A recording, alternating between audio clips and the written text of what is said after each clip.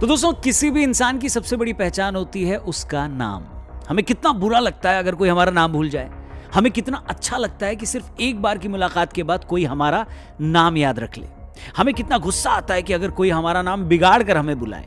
तो ये तो इंसान की बात है। सोचिए जरा, अगर एक देश का नाम बदलकर उससे उसकी पहचान ही छीन ली जाए, उसे उस नाम से पुकारा जाने लगे जिसका उसकी संस्कृति से कोई लेना देना नहीं, जिस नाम के कोई मायने नहीं, और उससे भी बड़ी बदनसीबी उस देश को आजाद हुए 75 साल बीत जाएं और उसके हुक्मरानों को कभी ये बात बुरी ही ना लगे, उन्हें ये कभी ख्याल ही ना आए कि इस गलती को ठीक करना चाहिए।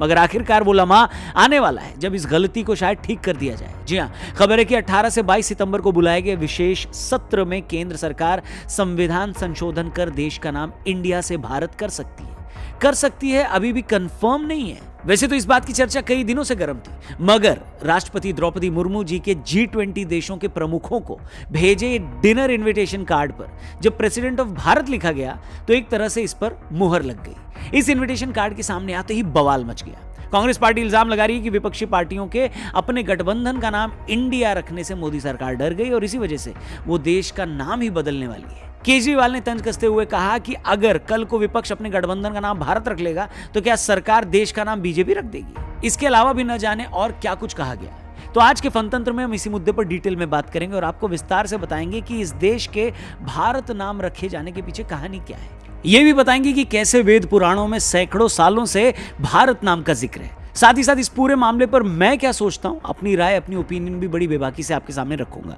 तो आइए शुरू करते हैं। वीडियो ध्यान से देखिएगा। वीडियो सही लगे, पसंद आए तो इसे अपने दोस्तों से भी शेयर करिएगा और भी लोगों तक पहुंचाइएगा और हमारे चैनल को भी जरूर सब्सक्राइब करिएगा। आइए शुरू करते हैं। नमस्कार दोस्तों, आप देख रहे हैं फनतंत्र। मैं हूं रौनक। दोस्तों, हजारों साल पुरानी सनातन परंपरा में हर चीज के मायने हैं। यहां कुछ भी ऐसे ही नहीं है। हर चीज का अपना एक विधान है। फिर चाहे वो खान पान हो, योगासन हो, पूजा पद्धति हो, हर चीज का एक नियम है। उसके पीछे गहरा दर्शन और विज्ञान है। तो सोचिए जरा, उस सनातन परंपरा में जब अपने भूखंड या राष्ट्र का नाम रखने की बारी आई होगी तो उसके पीछे क्या कोई सोच विचार नहीं होगा क्या? Bharat means Bharat. Bhava means sensation, out of which comes emotion. Ra means raga or the tune. The tune is not yours. The existence has already set the tune. Now you have to just find the rhythm, which is the thala. If you find the right rhythm, you are a fantastic human being. If you miss the rhythm, you're crushed by the process of life. So we called this nation Bharata. सैकड़ों सालों तक इस देश की पहचान भारत नाम से ही रही। इसके बाद मध्य युग में जब तुर्क और ईरानी यहां आए और उन लोगों ने सिंधु घाटी से प्रवेश किया तो वो लोग स अक्षर का उच्चारण ह बोलकर करते थे। इस तरह सिंधु का अपभ्रंश हिंदू हो गया। इसी से देश का नाम हिंदुस्तान हो गया और बाद में हिंदू शब्द की वजह से इसे हिंदुस्तान कहा जाने लगा। फिर जब अंग्रेज भारत आए तो उन्होंने सिंधु घाटी को इंडस वैली कहा और उसी इंडस वैली से देश का नाम इंडिया कर दिया। वैसे भी उनको भारत या हिंदुस्तान कहना मुश्किल लगता था तो उन्होंने देश को इंडिया कहा। अब सवाल यह है कि जब देश पर बाहरी लोगों का कब्जा था और उन्होंने अपनी सहूलियत, अपने कंफर्ट के बेस पर देश का नाम बदला तो हम कुछ नहीं कर सकते थे। वैसे भी कहा जाता है कि जब भी कोई देश दूसरे देश या कल्चर पर कब्जा करता है तो सबसे पहले उससे उसका नाम छीनकर उसकी पहचान बदल देता है।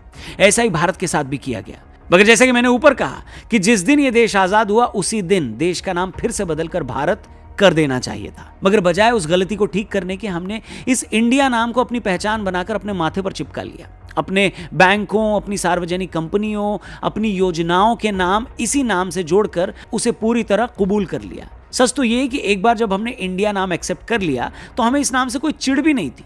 लेकिन यह भी सच है कि जब एक देश के तौर पर ओलंपिक या कोई दूसरा खेल खेलने हम जाते हैं और दूसरे हमें इंडिया के नाम से बुलाते हैं तो क्या वो इंडिया हमारी पहचान है? आखिर हमने ये क्यों कबूल कर लिया कि हमारी क्रिकेट टीम का नाम इंडिया हो, हमारा रिजर्व बैंक इंडिया होगा, दूसरे देशों में हमारी पहचान भारत नहीं इंडिया के तौर पर होगी? आखिर दुनिया में कौन सा ऐसा देश है जो आज भी उसे गुलाम बनाने वालों का दिया नाम ढो रहा है? बताइए, कौन सा ऐसा देश है जिसके नाम का उसके कल्चर से कोई लेना देना नहीं है? ये समझ से परे है कि जिस देश के संगीत से लेकर नृत्य कलाओं में शास्त्रीयता है, जिसके खान पान की भी अपनी देसी पहचान है, वो एक कंट्री के तौर पर इतने सालों से उधार का नाम ढो रहा था। यही सब वजह रही कि कई सालों से हमारे संविधान में इंडिया, दैट इज भारत में से इंडिया शब्द हटाने की बात होती रही है। मजे की बात यह है कि जो कांग्रेस आज इल्जाम लगा रही है कि उसके इंडिया गठबंधन से घबराकर बीजेपी देश का नाम बदल रही है, उसी कांग्रेस के पूर्व सांसद शांताराम नाइक 2012 में बिल लाकर इंडिया नाम बदलने की मांग उन्होंने की थी। दुनिया के सबसे पॉपुलर स्पिरिचुअल लीडर सदगुरु भी इंडिया के नाम को भारत में बदलने की बात कह चुके हैं। Did we make a mistake then in converting our name from Bharat through India? A serious mistake. BJP सांसद नरेश बंसल और हरनाथ सिंह यादव भी देश का नाम इंडिया से बदलकर भारत रखने की मांग कर चुके हैं। 2014 में योगी आदित्यनाथ ने भी प्राइवेट मेंबर बिल लाकर इंडिया नाम को बदलने की मांग रखी थी।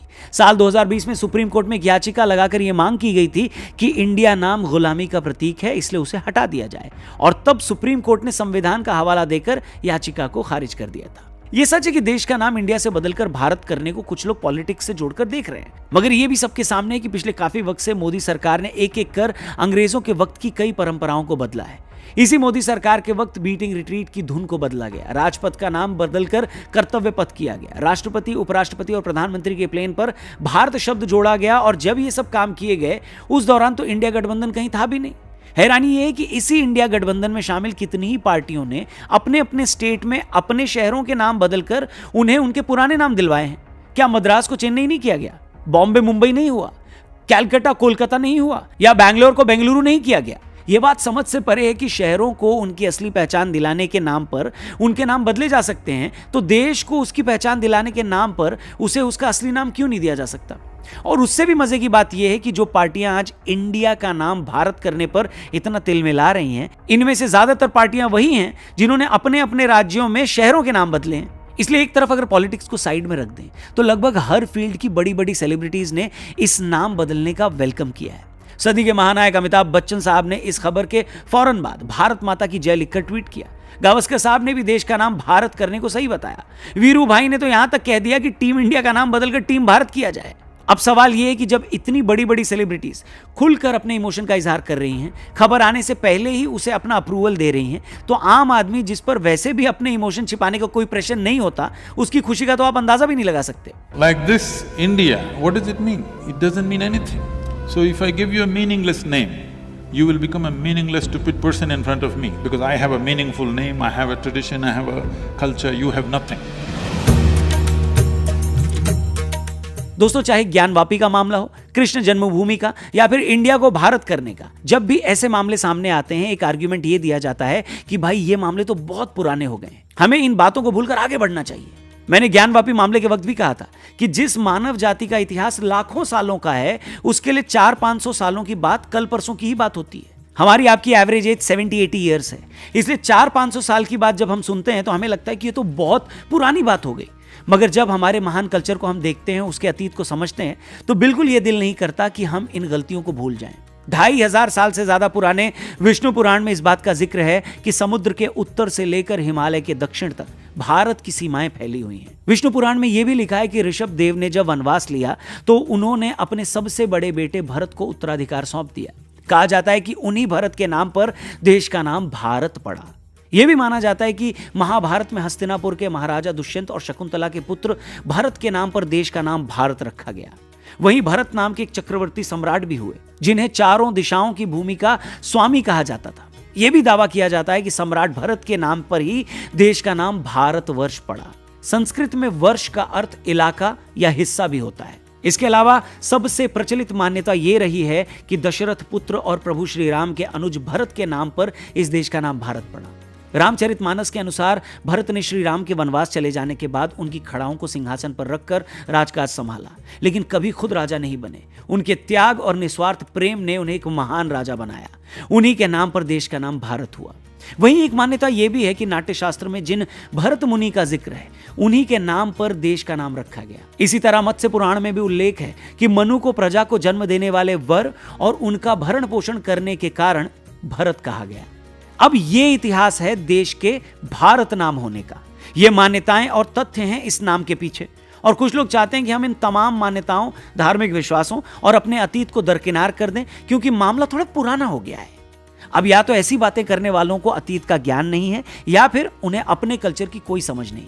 मगर कुछ लोगों की नासमझी की सजा इस देश की परंपरा और गौरव तो नहीं झेल सकता ना, बताइए। Where somebody occupies a nation, any conquering forces first thing they will do is they'll change your name. This is the technology of dominance. This is the technology of enslaving. If you look at the African American history, when African people were brought in, the first thing is at the port, their names were changed. That's what has been done to us. इतना ही नहीं, इसी भारतवर्ष के भारत के अलावा और भी कई नाम हैं जिनका जिक्र हमारे पुराणों में मिलता है।